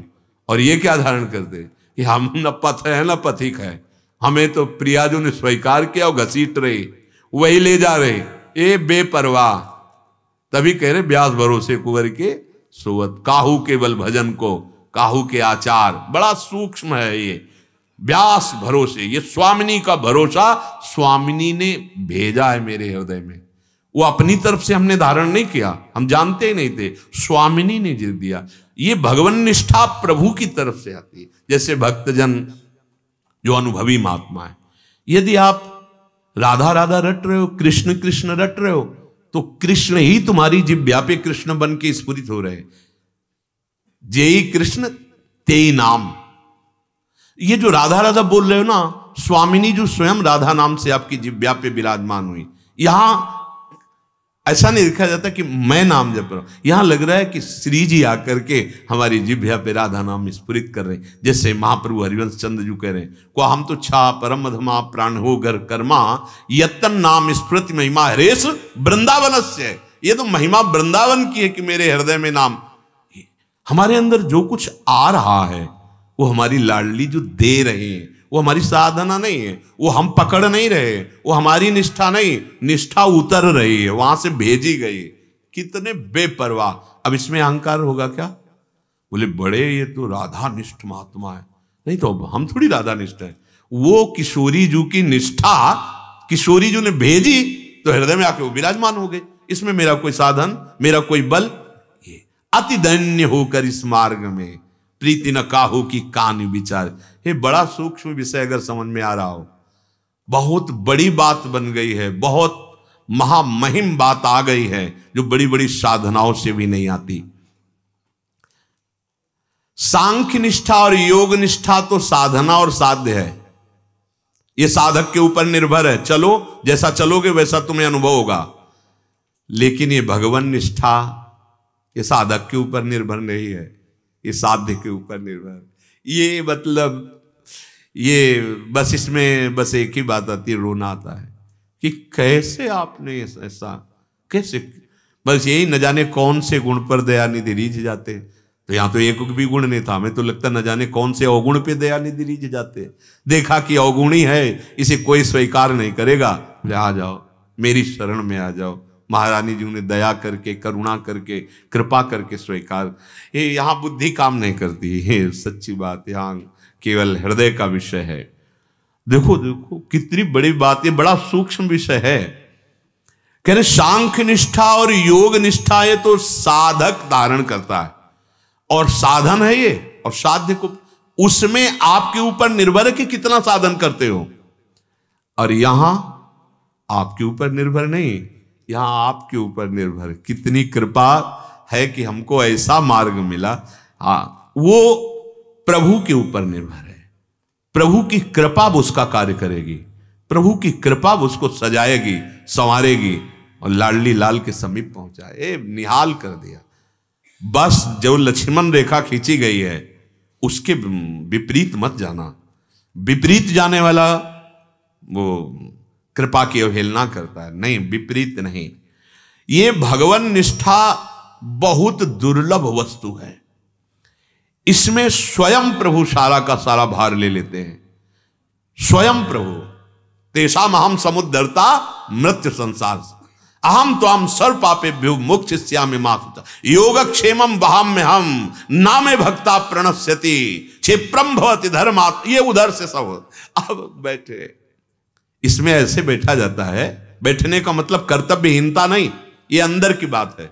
बाहर से जो कर्तव्य मिला है खूब कर रहे हैं, पर उस कर्तव्य के फल से मुझे मिलेगा ऐसी बात नहीं। यहां ऐसे बैठे हैं जैसे अब क्या परोसा जाएगा, निमंत्रण दे दिया गया, बुलाया गया, बैठाला गया, दोना पत्तल सब परोस दिया गया, अब नेत्र देख रहे क्या परोसा गया, बोले अभी तो सब्जी आई है, अब खीर आई है, अब हलवा आई है। ऐसे उपासक देखता है क्या स्थिति दी गई, बोले निष्काम स्थिति आ गई, अब बोले अमुक स्थिति आ गई, अमुक, ये परोसा जा रहा है, उसकी स्थिति का उसको भान नहीं है। क्यों? क्योंकि उसने साधना से नहीं प्राप्त की, ये परोसा जा रहा है।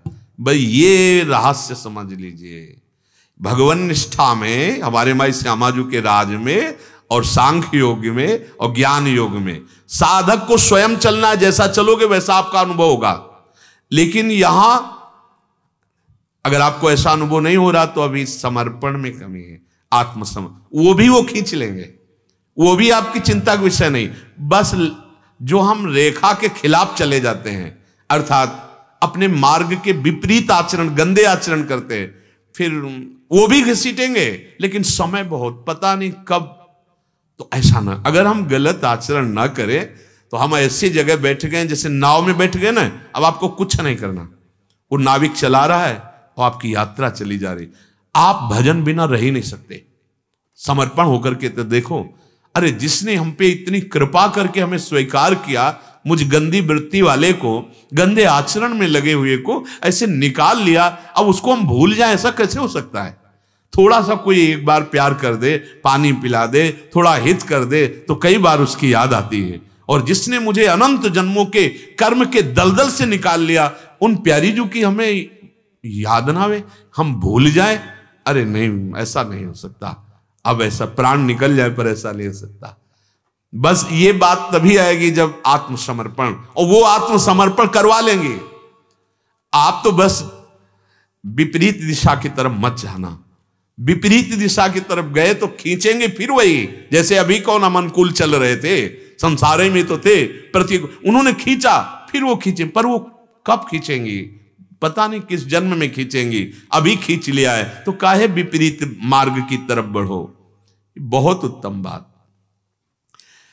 ज्ञान योग, सांख्य योग जिसे कहते हैं, प्रकृति से उत्पन्न संपूर्ण गुण ही गुणों में बरत रहे हैं, वो अपने को करता नहीं देखता। और जो कर्म योग है, मेरे पास जितनी भी वस्तु, बुद्धि, शरीर, ये सबकी सेवा के लिए मिला है, वो उससे अपना संबंध नहीं रखता। लेकिन जो भगवान को समर्पित है, ये सब भगवान की वस्तु हो गई, भगवत सेवा की वस्तु हो गई। अब पूरी की पूरी जिम्मेवारी भगवान की बन गई। करूं सदा तिनके रखवारी, जिम बालक राखे महतारी। अरे ऐसे गोद में चलता है भगत। ये जो भगवान निष्ठा वाला ना, गोद, पर इसका परिचय नहीं मिल पाता जल्दी, क्योंकि ये लौकिक निष्ठा नहीं है, ये भगवत प्रदत्त निष्ठा है। अब हमारा शरणागतों का जीवन जानते हो क्या है? हाँ, जैसे चाहो वैसे चलाओ, अब हमको कोई चिंता नहीं। किसकी? अपनी। अगर अपनी चिंता है तो अभी शरणागत नहीं। प्रारंभ से लेकर अभी तक आज के सत्संग को देखिए, अब हमारी एक ही चिंता का विषय, चिंतामणि प्रणमताम ब्रजनागरी राम, जिनका मंजू स्वभाव मदिकल्प लता निकुंज, जो निकुंज में करुणा बरसाती हुई विराजमान मेरी लाडली। बस कभी कभी मन करता है कि प्रभु ने सेवा तो दी है बोलने की, प्रश्न उत्तर एकांत। कभी कभी मन में आता है कि सबसे यही कह दे कि भैया बस राधा राधा जपो और कुछ बोलो मत, सब ज्ञान हो जाएगा, आपको सब पता चल जाएगा। नहीं जरूरत है ज्यादा भागने की। राधा राधा ये पराविद्या है। जो ज्ञान, जो वैराग, जो भक्ति, निराकार साकार, सब उन्हीं के प्रीतम है। सब कुछ आपको अनुभव में आ जाएगा। अपने समझ लो साधन मार्ग को, बस अब जो होगा सो प्रियाजू के किए होगा। क्या? मेरा नाम जप कर रहा, प्रियाजू की कृपा से। धाम वास हो रहा, प्रियाजू की कृपा से। सत्संग हो रहा है, प्रियाजू की कृपा से। सेवाएं बन रही, प्रियाजू की कृपा से। कहीं भी आम छू नहीं जाता ऐसे भगवनिष्ठ उपासक को। बस अहम गलित हुआ, स्वरूप बोध, जो जो चाहिए सब है। आप ये समझ लो, बस त्रिगुणात्मिका माया से आप ऊपर उठिए, सब कुछ आपको प्राप्त हो जाएगा, सब कुछ बिना चाहे। ये सिस्टम ऐसा है। क्या प्रेमी को आत्मबोध नहीं होता क्या? नहीं, उसकी तो शुरुआत आत्मबोध से होती है। सही मानो वासुदेवा स्वरमित से यहां की पढ़ाई शुरू होती है। ये जो वृंदावन का प्रेम रस है, ये वहां वासुदेवा सर्वमित जो पूर्णता है, वहां से यहां की पढ़ाई शुरू होती है प्रेम की। कितनी कृपा है कि आप लोग उधर नहीं, सीधे इधर अब पकड़ लो गोरे चरणारविंद को और रसेंद्री से बस राधा राधा राधा राधा। राधा नाम सुधा रस, इसलिए रसेंद्री कहते हैं। ये जो रसेंद्री बहुत चंचल है, राधा राधा राधा राधा। चिंता मत करो, अब डरो मत, अपने कल्याण के लिए अब आप चिंतित मत हो। भरोसा करो हमारी लाडली जू का। और राधा राधा अलवेली सरकार हैं, जहां अखिल कोटि ब्रह्मांडों का भरण पोषण करने वाले ऐसे खड़े हैं। आपने पता नहीं सुना या देखा कि नहीं देखा। मांगत लाल लाड़िलो नागर, प्रगट भई दिन दिन की चोरी, दान दैरी नवल किशोर। अब सबकी समझ में आवे चाहे ना आवे, आ जाए तो बहुत प्रणाम योग्य हो जाओगे, बहुत बढ़िया है। जगत जहां मांगता है वो जगदीश, जहां ऐसे खड़े हैं वो हमारी लाडली का दरबार है और मिल गया है। अब किसी की सुनो मत, सुने न काहू की कही, और कहे ना अपनी बात। क्यों अपनी बात कहोगे तो लगेगा कि सपोर्ट नहीं किया, पता नहीं सही है कि नहीं। नहीं, कहे ना अपनी बात, बस नारायण हुआ रूप में मगन रहे दिन रात। शेष चर्चा आगे। राधा वल्लभ।